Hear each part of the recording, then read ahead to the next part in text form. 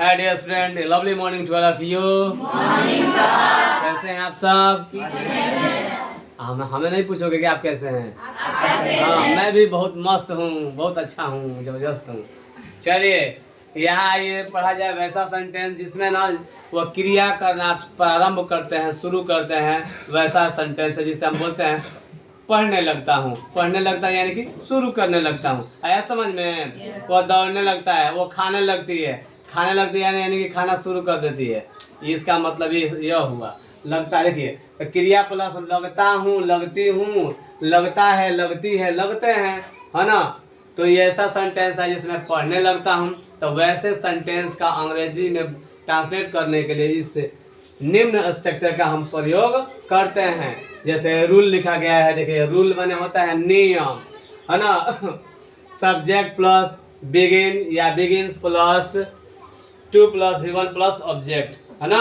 इस बिगिन का मतलब होता है शुरू करना। बिगिन का मतलब क्या होता है? शुरू करना। जैसे स्टार्ट समझते हैं ना, स्टार्ट मतलब शुरू करना, वही होता है। चलिए यहाँ देख लीजिए, मैं पढ़ने लगता हूँ, I begin to read, I begin to read, है ना। वह गीत गाने लगती है, she begins to sing a song. हम लोग क्रिकेट खेलने लगते हैं, we begin to play cricket. वह विद्यालय जाने लगता है, he begins to go to school. वैसे देखिए निगेटिव, अब इसी सेंटेंस का निगेटिव बनाना हो तो यहाँ देख लीजिए, subject plus do not plus does not plus begin plus two plus V1 plus object. जैसे वो जैसे आप खेलने, आप नहीं खेलने लगते हैं तो हो जाएगा you do not begin to play, है ना। वह गीत नहीं गाने लगती है तो she does not, third person में डज लगेगा, she does not begin to sing a song. बोलिएगा तो बना भी देता हूँ, यहाँ पर देख लीजिए बना देता हूँ, you do not begin, you do not begin, एक सेकेंड रुक जाइए,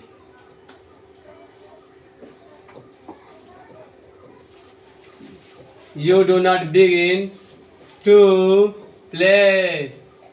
हो गया। देखिए तो वह गीत नहीं गाने लगती है तो हो जाएगा यहाँ she does not, third person है, डज लगेगा, क्या लगेगा? Does. She does not begin to sing a song. बन जाएगा ना। देखिए ये हो गया, ये हो गया निगेटिव। इंटरोगेटिव में होगा क्या करना है, क्या मैं पढ़ने लगता हूँ तो do I begin to read. क्या रानी एक कहानी नहीं लिखने लगती है तो हो जाएगा does Rani not begin to write a story. यहाँ देखिए, है ना। अब वह कैसे, क्यों, कैसे वो आता है तो यहाँ देख लीजिए वह क्यों जाने लगता है तो why does he go, why does he begin to go, है ना। हम लोग कब नहीं अंग्रेजी पढ़ने लगते हैं तो when do we not begin to read English. बस ऐसा ही बनेगा। जितना क्रिया है उसे आप सेंटेंस बनाइए। मैं पढ़ने लगता हूँ, आई बिगिन टू रीड। मैं खेलने लगता हूँ, आई बिगिन टू राइट, है ना। मैं लिखने लगता हूँ, आई बिगिन टू राइट। मैं खेलने लगता हूँ, आई बिगिन टू रीड। मैं बोलने लगता हूँ, आई बिगिन टू स्पीक, हो जाएगा। और मान लीजिए आप दौड़ने लगते हैं, आप दौड़ने लगते हैं, यू बिगिन टू रन।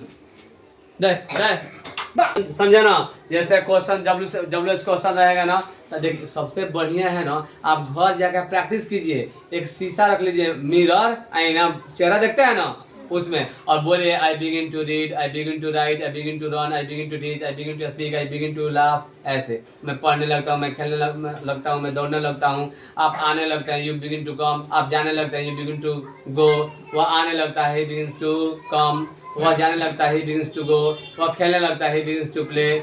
ऐसे बनता है शुरू का नाम, यानी लगता का मतलब यहाँ क्या हो जाएगा, क्रिया हम शुरू कर रहे हैं। आ गया समझ में? बना कर लाएंगे। आपके ट्रांसलेशन में जो पीछे दिया गया वर्ब ना, उससे 50 सेंटेंस बना कर लेगा। ये आई से, वी से, यू से, ही से, सी से, इट से, है ना। और ही, सी, इट, दुनिया के जितना नाम है उसमें से नाम ले लीजिए और उससे बना कर लेकर आइए। ठीक है, ठीक है, दैट्स ऑल। समझ में आ गया? बन जाएगा। क्या बन जाएगा वो? Translation, translation, translate into English, है ना। हिंदी को अंग्रेजी में न बदलना है। बनाइए, प्रैक्टिस कीजिए। Practice make a man perfect. काम ही मनुष्य को काबिल बनाता है, समझें। मंजिल मिले या ना मिले ये मुकद्दर की बात है, मंजिल मिले या ना मिले ये मुकद्दर की बात है, हम कोशिश भी ना करें तो गलत बात है। भैया ताली। हाँ बात सही है। हाँ तो हम पढ़ाई भी खूब करते हैं, आप नहीं पढ़ते हैं तो हमारा दोष है ये आपका दोष है। ठीक है, that's all, have a nice day, see you tomorrow same time.